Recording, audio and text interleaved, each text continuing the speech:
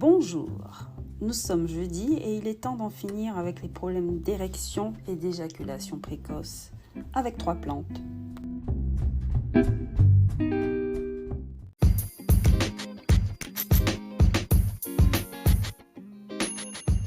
Je suis Sarah, votre herboriste, et je vous souhaite la bienvenue dans ce podcast où je vous aide à repenser votre approche sur votre santé et votre bien-être.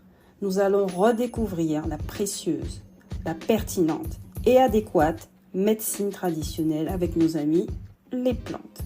Pour embrasser une vie plus saine et équilibrée, vous êtes au bon endroit.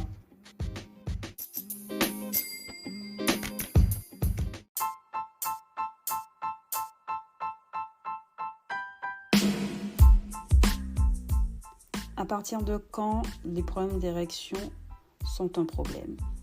Eh bien, si ça dure après plus de 3 mois et que c'est à chaque relation sexuelle.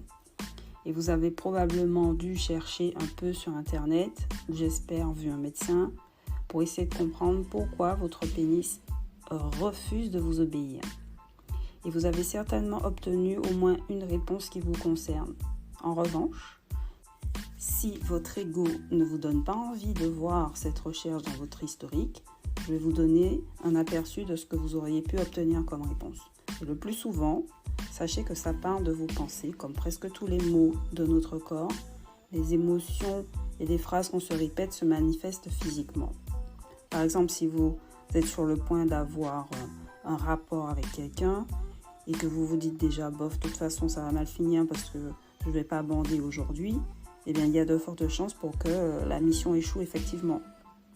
Donc, vous allez trouver des réponses telles que des déséquilibres hormonaux, probablement dus à une hyperthyroïdie.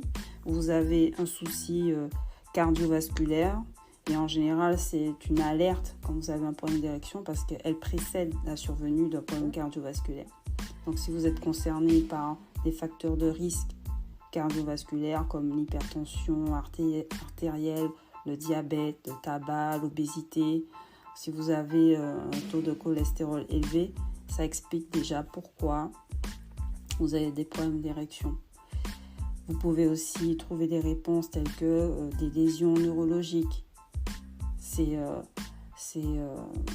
lié soit à l'alcoolisme, soit à une maladie comme la sclérose en plaques ou Parkinson. Ça peut être aussi à cause de la prise de médicaments ou suite à un cancer. Si vous avez eu des radiations au niveau de la prostate, etc. Si vous avez une opération et qu'il y a eu des dommages causés par cette opération, si vous avez une maladie chronique comme l'apnée du sommeil ou la drépanocytose, si vous avez été exposé à des produits toxiques, ça peut arriver aussi. Si vous avez pris des drogues, si vous avez aussi certainement, comme je disais au début, le facteur psychologique comme l'anxiété que je vous ai donné en exemple, la dépression, les problèmes relationnels. Vous avez peut-être vécu quelque chose dans votre passé qui fait que voilà, ça vous travaille et vous avez des problèmes pour avoir votre érection comme vous voulez. Vous avez peut-être une absence de désir, vous avez eu des difficultés dans vos relations antérieures, peu importe lesquelles. Et peut-être que votre pénis a besoin d'être amoureux, tout simplement. Vous n'avez pas, peut-être qu'il n'aime pas les coups d'un soir, les gens que vous n'aimez pas, les gens seulement pour qui vous avez une attirance physique et pas autre que physique. Non, ça va pas monter. Il y a plein de gens comme ça. Je crois que même moi, je n'ai pas de pénis, mais j'arrive mieux à apprécier les relations sexuelles si je suis amoureuse de la personne. Ça n'a rien à voir. Mais il y a des gens pour qui c'est pas un problème. On n'a pas besoin d'être amoureux. C'est juste du sexe, point barre. Et ils arrivent à monter. Donc, il faut aussi peut-être, si je peux me permettre, peut-être que votre pénis n'aime pas le sexe qu'il a en ce moment. C'est-à-dire, je ne dis pas d'aller voir ailleurs, je suis en train de parler du sexe féminin ou masculin.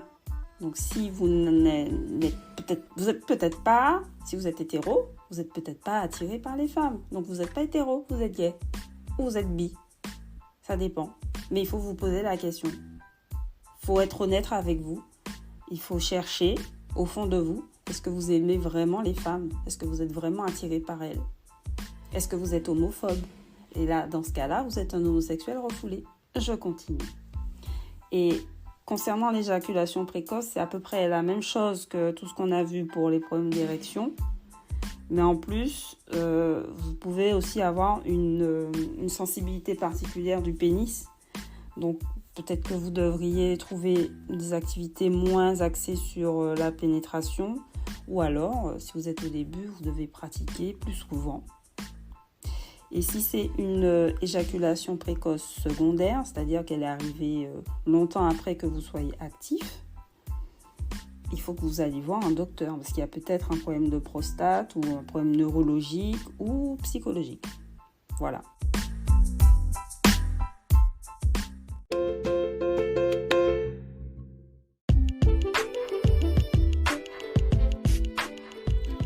La première plante dont je vais vous parler, c'est une plante que j'ai abordée la semaine dernière concernant le système reproducteur des femmes, l'utérus, les problèmes de fertilité et l'endométriose, etc.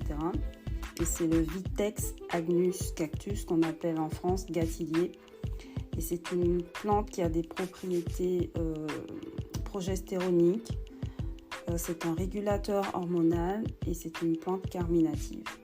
Concernant les hommes, il n'y a pas de contre-indication parce que elle est surtout centrée sur les contre-indications féminines, c'est-à-dire pas pendant l'allaitement, pas pendant la grossesse et pas pendant la prise de contraception. Donc vous n'êtes pas concerné par ces contre-indications. Et on l'utilise pour le système reproducteur masculin et pour l'acné aussi des hommes.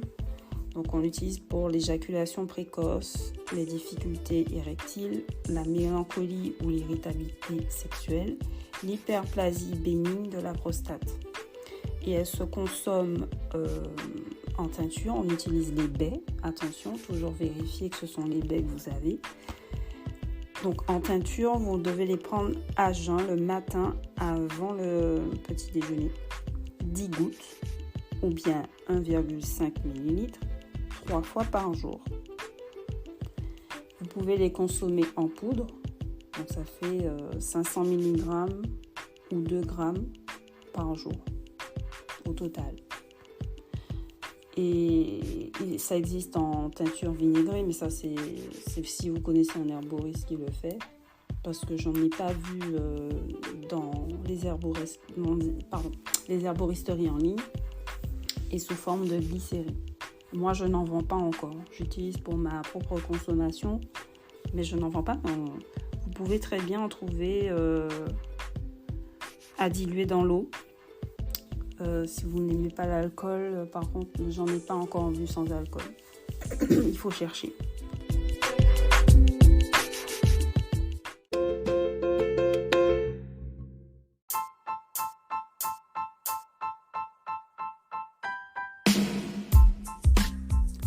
Vous avez ensuite l'éleutérocoque. C'est un stimulant.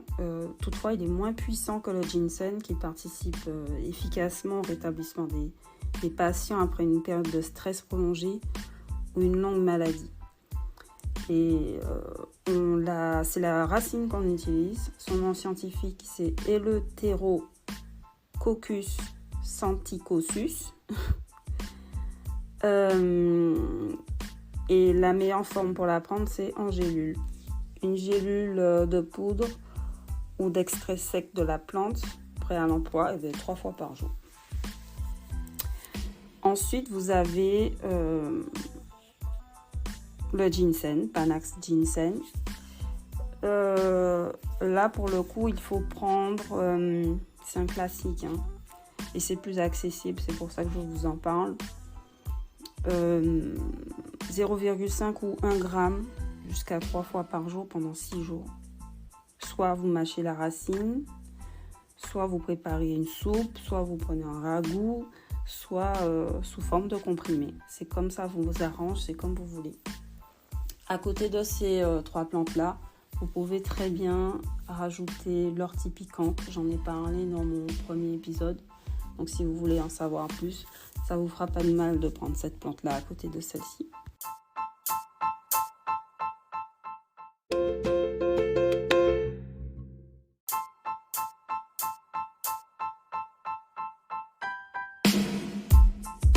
En bonus, je vais vous parler d'une algue que l'on trouve principalement dans la Caraïbe ou au large de l'Afrique, du côté de Zanzibar.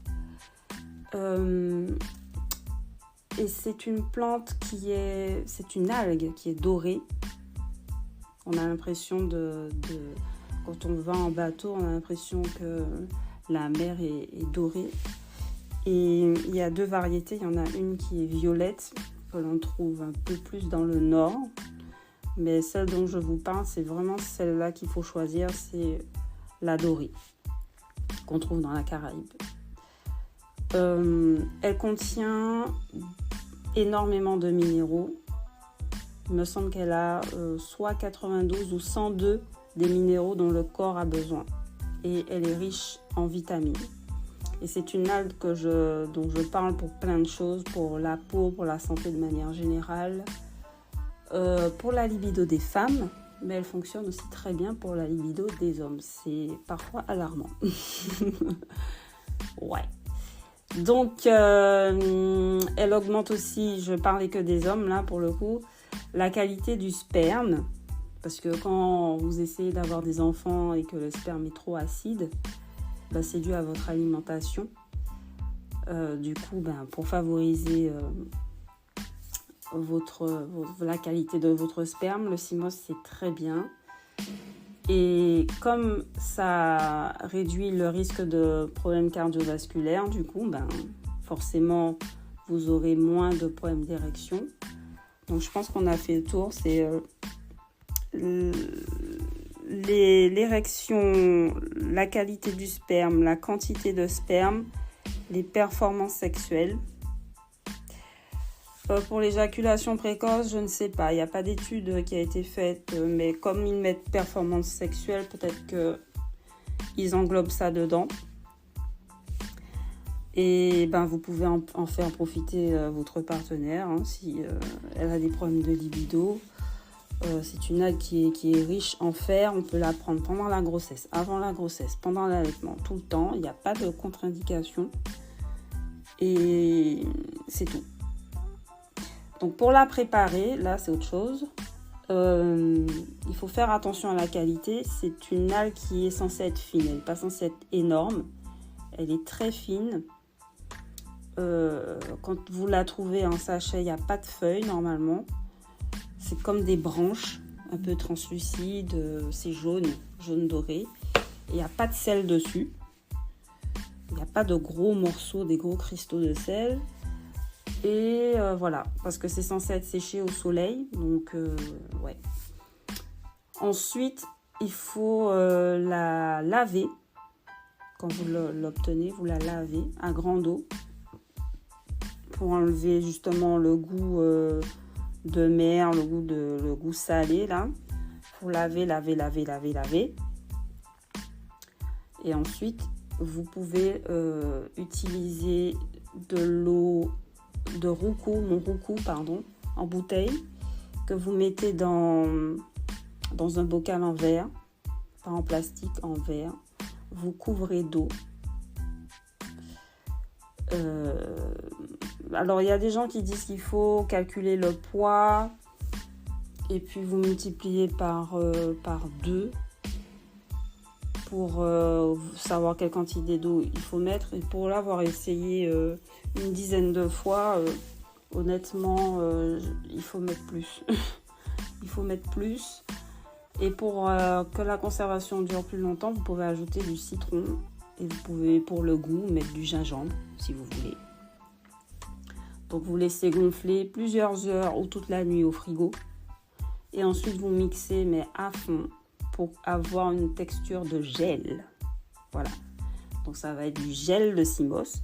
Il y a des gens qui en vendent déjà en gel. Mais il faut vraiment que la conservation se fasse de façon optimale. Normalement, c'est censé durer 10 jours.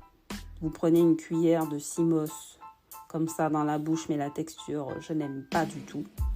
Donc, vous pouvez mettre dans quelque chose de, je sais pas, un smoothie, un jus d'orange, quelque chose de pas dégueulasse. Donc, évidemment, pas dans du coca, pas dans du café, pas dans du Gatorade, des trucs comme ça. Sinon, ça n'a pas de sens. Vous allez tuer l'intérêt de prendre du Cymos. Ça ne se cuit pas, ça ne se réchauffe pas, attention. Vous pouvez pas mettre dans des plats comme ça, non. Si vous avez envie de manger avec, je sais pas moi, de la tomate, je pense que vous pouvez, mais bon, c'est un peu acide pour le corps. Dans du lait, non, ça n'a pas d'intérêt non plus. D'ailleurs, évitez le lait de vache. Et c'est tout. Mais il faut que ce soit lisse. Il ne faut pas que ce soit granuleux, sinon ce ne sera pas agréable à avaler. Sinon, vous gobez le truc comme une huître et ça passe. Donc voilà, ça n'a pas de goût. Une fois que vous l'avez lavé, ça n'a pas de goût. C'est juste la texture qui est bof. Voilà, je vous ai tout dit. Et j'espère que ça va vous aider. Et si vous avez des questions, n'hésitez pas à venir m'en poser.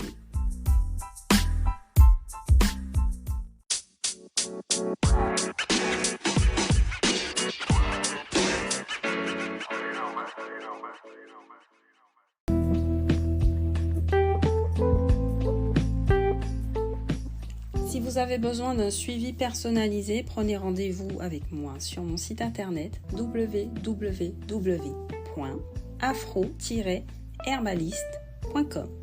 Si vous avez des doutes ou des questions sur le post du jour, laissez-moi un message vocal, j'y répondrai toujours.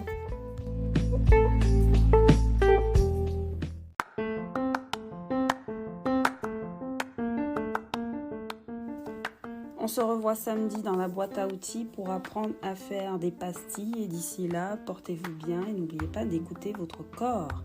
Au tête.